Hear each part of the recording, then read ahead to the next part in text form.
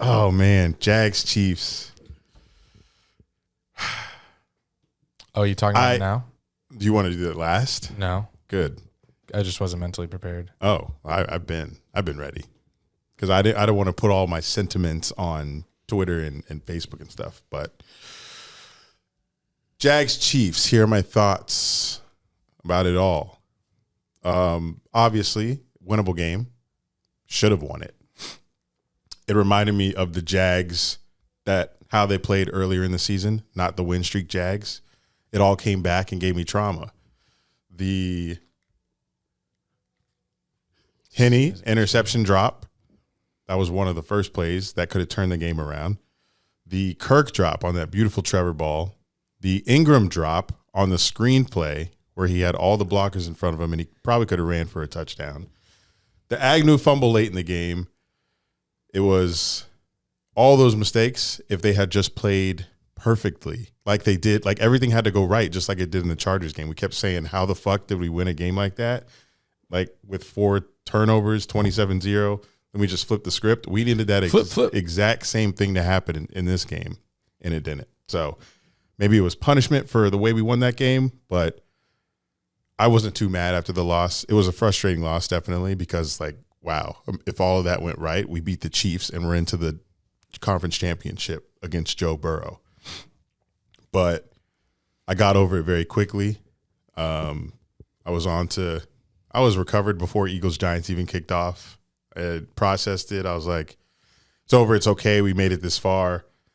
A lot of people were mad that Kelsey was wide open every play. And I knew that was happening. Like we sat here, we interviewed Jordan Poyer, one of the best safeties in the league, who said, yeah, you're not stopping Kelsey. You just have to, do what you can to not give up those, big plays, but he's going to get his regardless. He said that on this show. Like he's like, you can't guard him.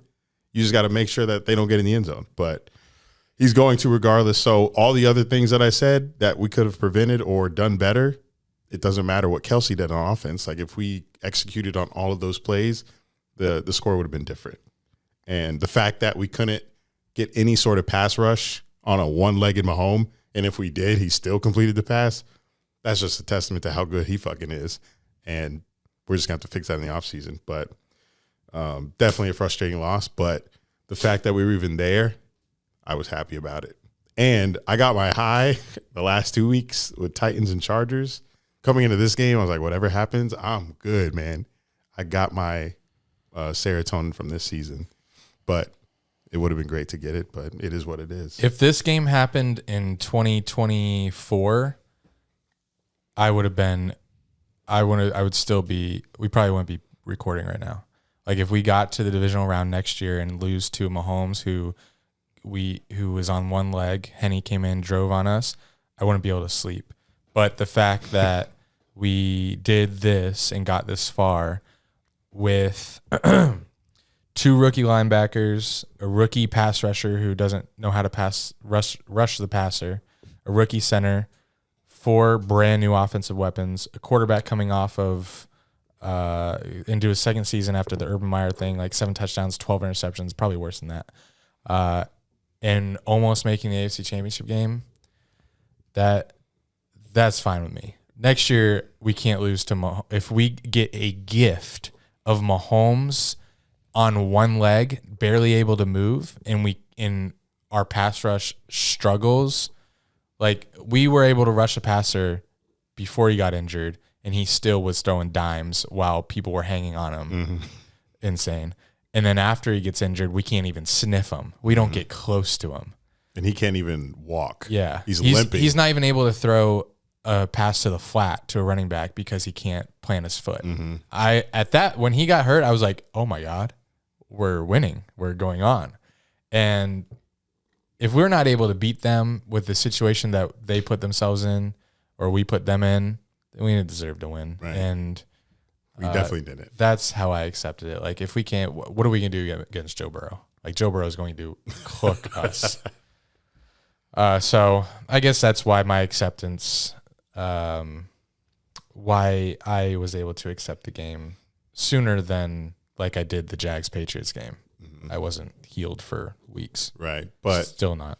The fact that we, got this far, we've been able to say, oh my God, we shouldn't even be here. Just happy to be here. Like, now that we gotten this far and we know what we're capable of with this team, that's out of my vocabulary for the foreseeable future. There's no more, oh, I'm happy to be here. No, we better be there. And you know what's funny? Every time, like for the past 5 years, whenever we would make a move in the offseason, I would look at the move and be like, all right, how is this going to help us take over the Titans for the division? Now every move we make, I'm like, all right, is this going to help us beat the Chiefs to get to the AFC Championship game or whenever we see them? It's their game. So I guess that's if we see them in the AFC Championship game, it'll be in Arrowhead. That's where it is every year. Chiefs and Bengals because I'm scared. We haven't seen them since like Burrow's first like real full season last year. I'm so scared like to see them again. But it's in our place. It's gonna be prime time. It's gonna be insane there. It's crazy. We get Mahomes and see that's the they better beauty. Not send one of those games to London. Oh, holy no fuck. way. The Niners are coming here too. Yeah. Scary home schedule, but it's what we it's like, what we want. It's great that we get to host them. It's amazing. Yeah. It might all be primetime games. Yeah, could be. You know, Tony and Jim are going to want some of those. Yeah. Like Mahomes and Burrow and whoever the 49ers quarterback is coming to Jacksonville, Florida. Come on. We're back, baby. And there's no competition in our division. There's none. Like who's the quarterback? Texans, Colts, non-existent. Let's say prayers that the Titans don't get Aaron Rodgers. Because Aaron Rodgers with Derrick Henry would be insane. If the Titans got Aaron Rodgers with that defense, they would automatically be the division favorite. Not to me. Good. I like that mindset. Because I think he's regressing in his receiving options going to the Titans. Even though it's Aaron, like still, he's throwing to? They moves to be made. Hopkins. Could be thrown. Chill. Let's move on then. If it's Rodgers, Hopkins, Henry, then I'm a little worried now. Yeah, that game was awful to watch. I was stressed the whole way through. Although when we scored that touchdown to tie at 7-7, I thought we were winning. You still didn't eat. I couldn't eat until I don't know when I ate. But yeah, that was stressful. After we dropped the interception from Henne on that drive, I knew it was over from there. Every time we miss an opportunity this season during our losing streak, we weren't. So if we like sack a quarterback but get roughing the passer, or the quarterback throws it incomplete on 3rd and 9 from their own like 30, so they're at the punt, but we unnecessary roughness or whatever on the quarterback, roughing the passer, and it extends their drive, they always scored. Oh, we got every single time. We got one of those too, another roughing the passer. So when we weren't able to capitalize on Henne's pick, I knew something really bad was about to happen. I didn't think it was going to be 98 yards. That's when I was like, all right, we don't deserve to win this game. Chad fucking Henne. It's so annoying because in the moment when we had that punt and you were like, before it even dropped, you were like, this is going to be down inside the 5. Falls inside the 5. We down it. We're like hype as shit. Because we're the best punter in the league. No idea what's coming next. 98-yard touchdown drive with Chad Henne, of course. Like those moments you think, wow, we're going to get a stop. We're going to get a safety. Nope, they're going to go 98 yards with Henne. Piss me off. And Pacheco is fucking, he's going to be good. He runs fast and mean. He's going to be good, man. Yeah. That long run he had is the way he ran. He's like, he looks like he was putting literally everything into that. I know. run. Yes, it's like no one's catching him. That's how I felt in my R40, but I tore my hamstring because you don't stretch. That's fine. Apparently not. The Mahomes magic, like experiencing that as an outsider without your team playing, is so much better. Duh. Experiencing that with your team playing him feels like the most helpless and inevitable thing to be watching. Kelsey is always open, and no matter how much pressure you get, he can run around and navigate through the pocket like no one else can. And even if you're tackling him, he can throw dimes. And even if you have like a player in his sight, he just does the sidearm around them to the receiver, and it's right on the numbers. He's the best. I don't know how you see any other quarterback that's ever played. I'm not a historian of the game, but how can you see any other quarterback and take them over Mahomes? I wonder if he wins 3 or 4 Super Bowls, so he doesn't match Brady's. Does he have 7? Jeez. Yeah. So he doesn't get close to Brady's 7. I wonder if when he gets, like, say, his 4th Super Bowl, if he'll be looked at as the GOAT. Because I think Brady, obviously, I think it'll be an argument because, I mean, it's already an argument with LeBron and Jordan, and LeBron doesn't have 6 rings. I think it will be an argument because people will look at Mahomes' ability and then also look at Brady's defensive help. Like, I remember that stat about the Patriots. They went, like, so many games, they allowed 10 or fewer points or whatever the stat was. So Brady's had major help from his defense. I wonder if they'll look at that when they compare Mahomes, if Mahomes gets like half of the amount of rings that Brady gets. It's going to be dependent upon how the person's debating because everyone's going to have a different reason. Like a lot of people with the LeBron Jordan thing, they're like, oh, they played in different eras, so you can't really debate them. So that's one side of that debate. Another one is Jordan played against plumbers. LeBron's playing against like all these huge motherfuckers.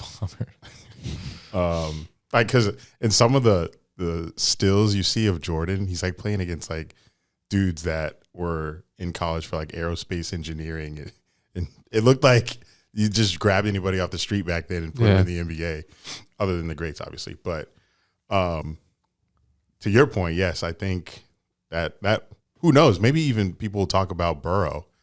If Burrow gets Super Bowl, because because Burrow, Chiefs have not beat the Bengals yet with Burrow. I don't think they haven't got a dub against them yet since Burrow and it's weird. Like that is true, and Burrow plays tremendously in those games. But why is it not even a conversation for me?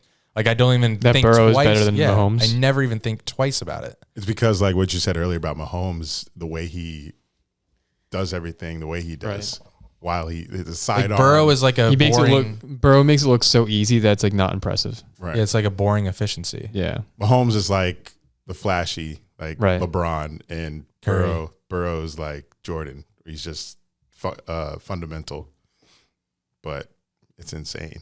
I have Bengals beating the Chiefs again, but easily. But it's because I don't think Mahomes is going to be like fully recovered, and I think the Bengals defense will actually get to him. You know what's funny? Shout out Trey Hendrickson.